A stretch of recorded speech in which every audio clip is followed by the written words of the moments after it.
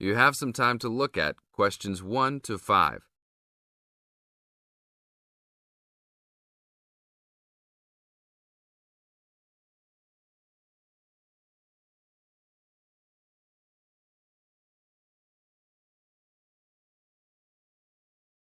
Now we will play the recording.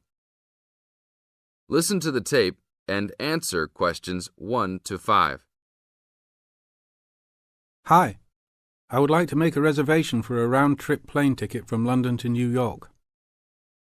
Welcome to the Student Travel Agency. London to New York. Let me see if we have any student specials for that flight. Yes, we do in fact. What days would you like to fly? I am looking for a flight around the 10th of October or so. And how about your return date? Ideally, the 31st of October. Let me check our computers to see if these dates are available. Are you looking for economy class or first class? Economy class will be just fine. We have an open flight on the 10th, but for your returning flight, the 31st of October is already fully booked. If you want to upgrade to first class, there are openings for the 31st. Just a few seats left, though. How much do I have to add for first class? First class will be around 20 to 25% more. Well, that is not worth it. I would rather just fly on another day. Do I have any other options? There are open seats back to London on the 1st of November. There are openings for first class that day too. No, I won't be able to do that because I have to work. Is there anything before the 31st? Maybe the 30th or 29th? Let me check. You can fly on the 29th, but not the 30th. The 29th is a little bit early. Is there any way I can be on a waiting list of some sort? Of course, but you should still confirm a return date just to be safe. OK. How about if I book a return date on the 29th and add my name to the waiting list for the 31st? Can I do that? Sure, I can do that for you. Do you also want to add your name on the waiting list for the 30th also? I would recommend this in the scenario that you do not get the flight for the 31st. That is a good idea. How much will the round trip cost? I will calculate your price for you. Your total will be £565, not including tax. Now look at questions 6 to 10.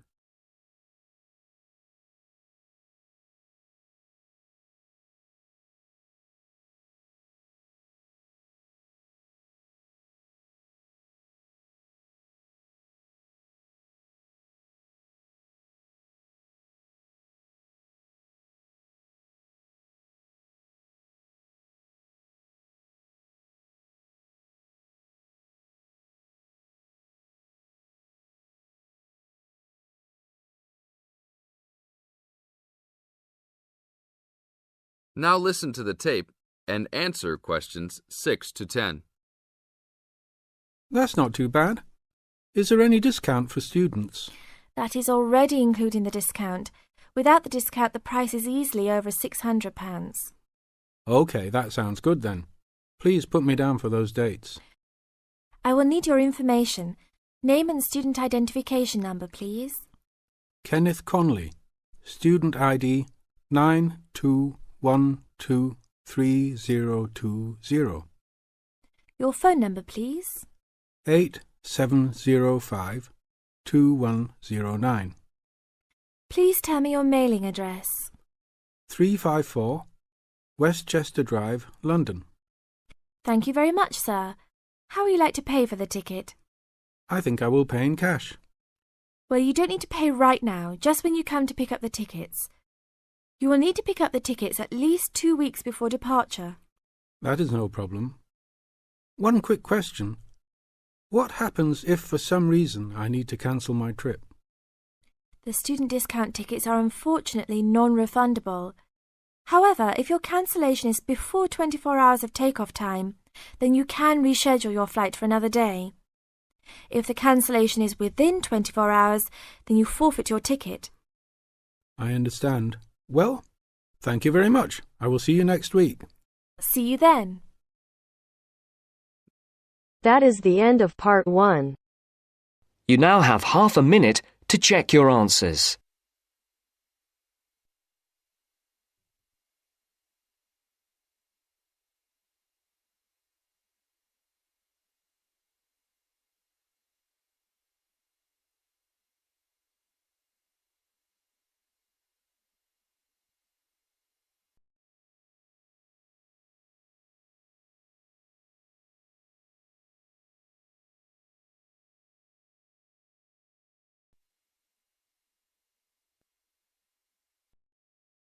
Now turns to part 2.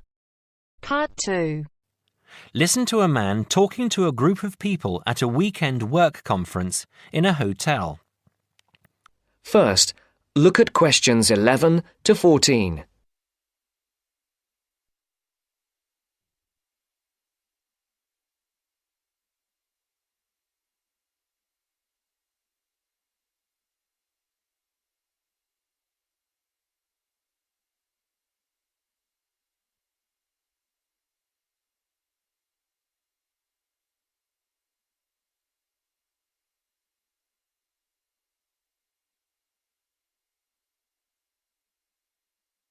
Listen carefully.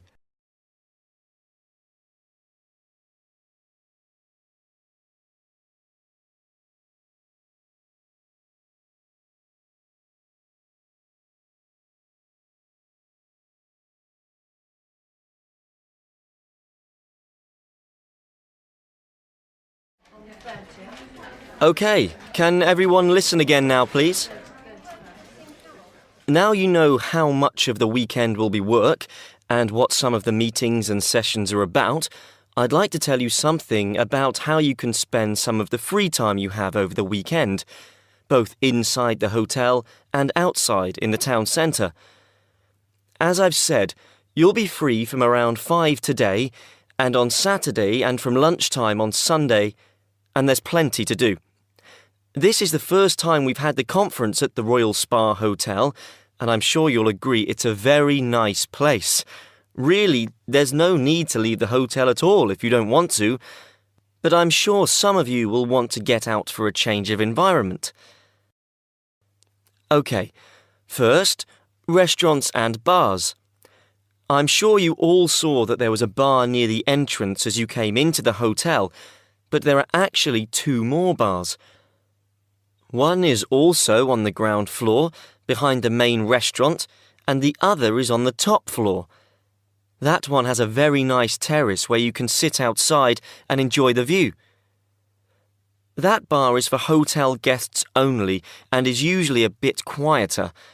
As I say, the main restaurant is on the ground floor. We will have breakfast and lunch there, so you'll get to know it well.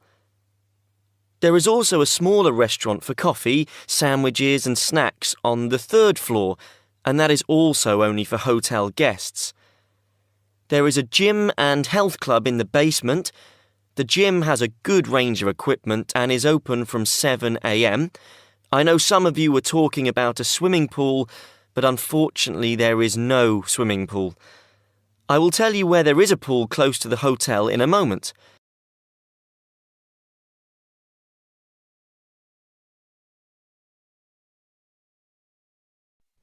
Before the broadcast continues, look at questions 15 to 20.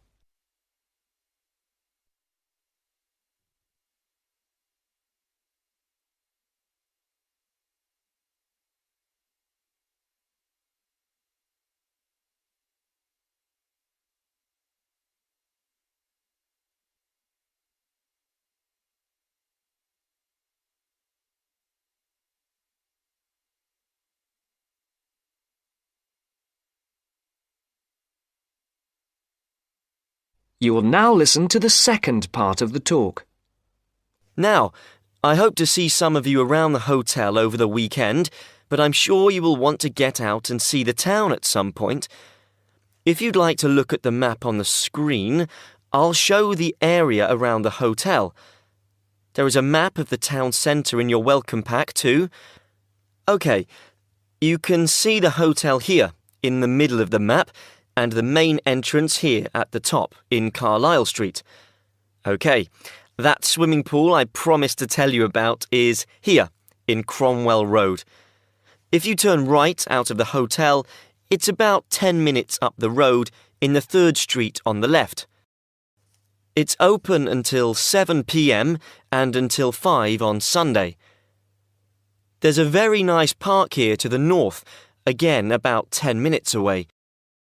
In the middle of the park is a boating lake, so if the weather's good on Sunday, it might be a nice way to relax.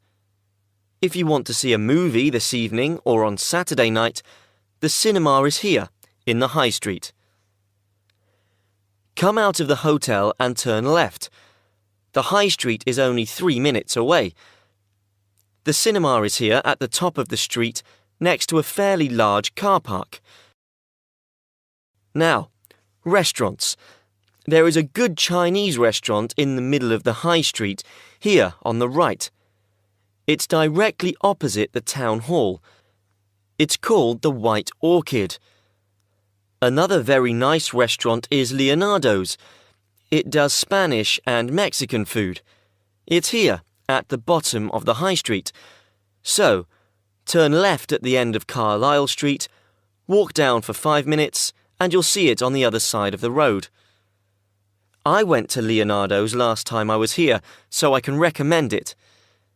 Now, if anyone wants to see some live music, there is always a jazz band playing at the Pink Coconut. Yeah, that's right, the Pink Coconut. That's here, in a little street behind the hotel. The street name is not on the map, but it's easy to find. Turn right out of the main entrance, and then take the first right to go back round to the back of the hotel. So, I think that's everything. Please ask me if you have anything else. That is the end of part 2. You now have half a minute to check your answers.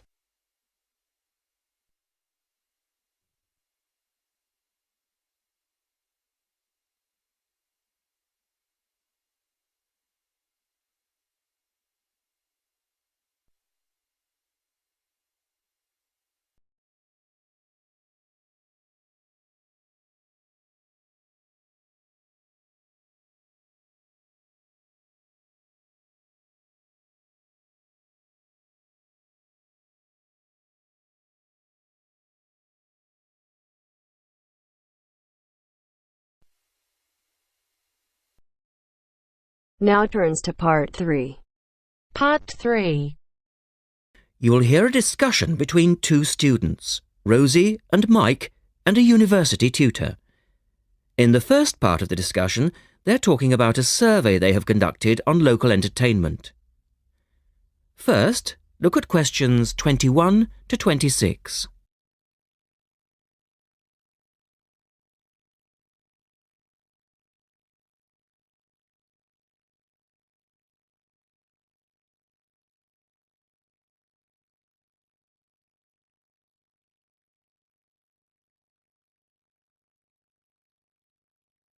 Now listen to the first part of the discussion and answer questions 21 to 26.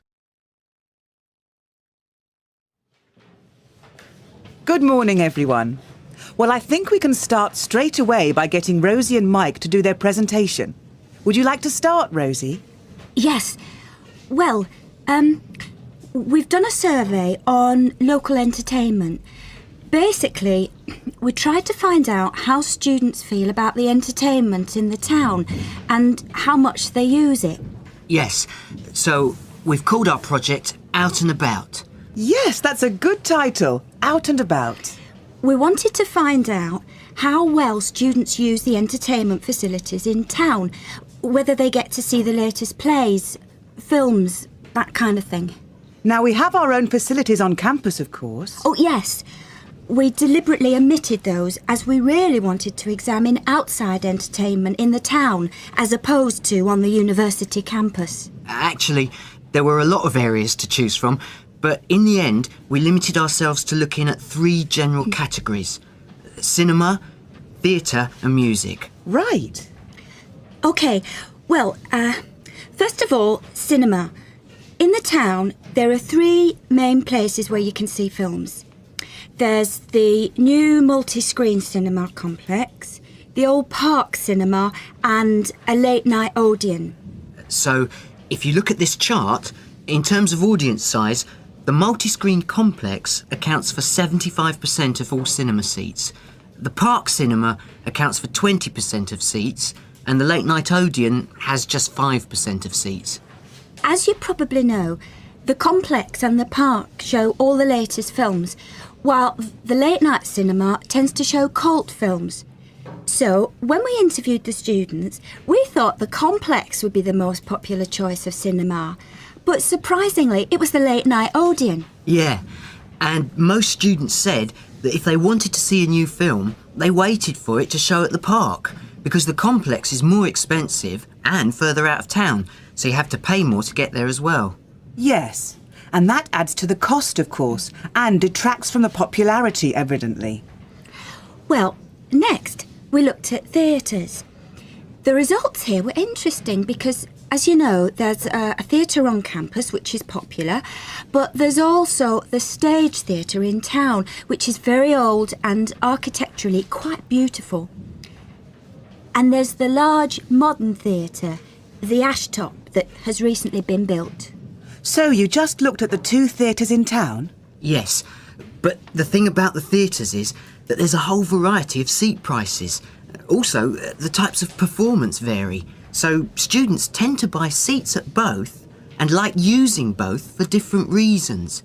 And if they want cheap seats at the Ashtop, they can just sit further from the front. What we did find that was very interesting is that there are periods during the year when students seem to go to the theatre and periods when they go to the cinema. And we really think that's to do with budget. If you look at this graph, you can see that there's a peak around November, December when they go to the theatre more, and then a period in April, May when neither is particularly popular. And then theatre viewing seems to trail off virtually, while the cinema becomes quite popular in June, July. I think you're probably right about your conclusions. In the second part of the discussion, Rosie and Mike talk about different music clubs. Look at questions 27 to 30 first.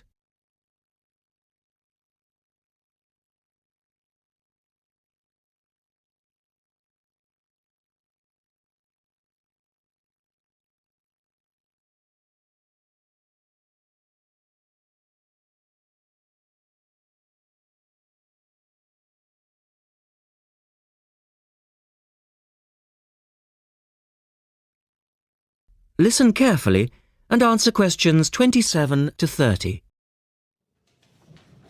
Well, lastly, we looked at music, and this time we were really investigating the sort of small music clubs that offer things like folk or specialise in local bands. So not musicals as such? That's right.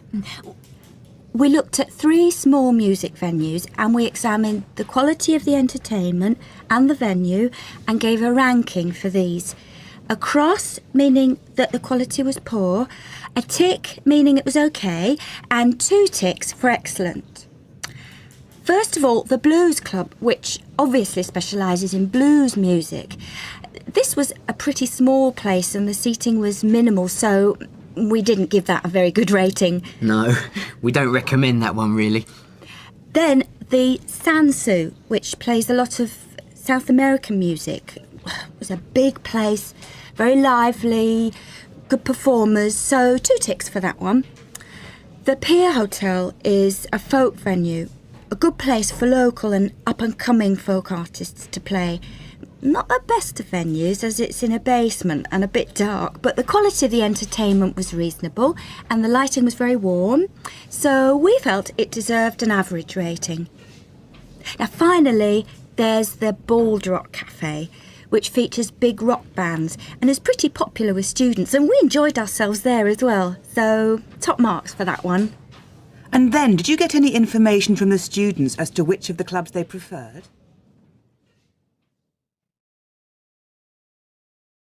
That is the end of part 3. You now have half a minute to check your answers.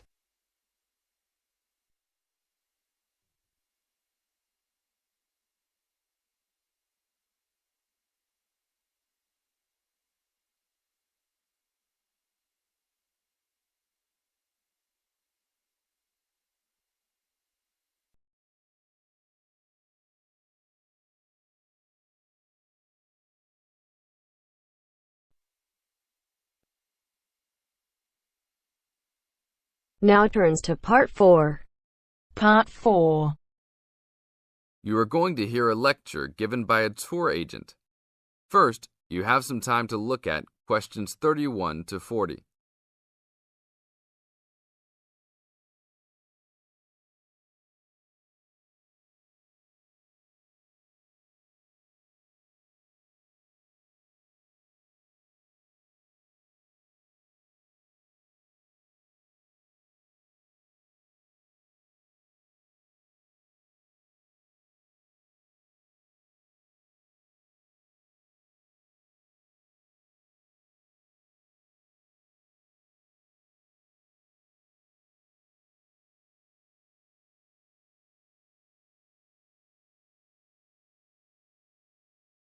Now listen to the tape and answer questions 31 to 40. Welcome to Hawaii Tour Agency. Let me tell you a little about a special package we have going on this week. I know everybody wants to get away from the stress of work and life, so I think you should all consider a week-long vacation to the paradise of Hawaii. First off, let me tell you all a little bit about Hawaii. The Hawaiian Islands are of volcanic origin and are edged with coral reefs. Because of its volcanic origins, people often go especially to see the volcanoes. Hawaii is the largest and geologically the youngest island of the group. Oahu is the most populous and economically important. The capital of Honolulu is located on the island of Oahu, the only U.S. state in the tropics. Hawaii is sometimes called the paradise of the Pacific because of its spectacular beauty, abundant sunshine, expanses of lush green plants and beautiful colored flowers, palm trees, coral beaches with rolling white surf, and cloud-covered volcanic peaks rising to majestic heights. Some of the world's largest active and inactive volcanoes are found on Hawaii and Maui. Eruptions of the active volcanoes have provided spectacular displays, but their lava flows have occasionally caused great property damage. The lava can spill down the mountains into the settlements where people live. The most famous of these is right by Honolulu.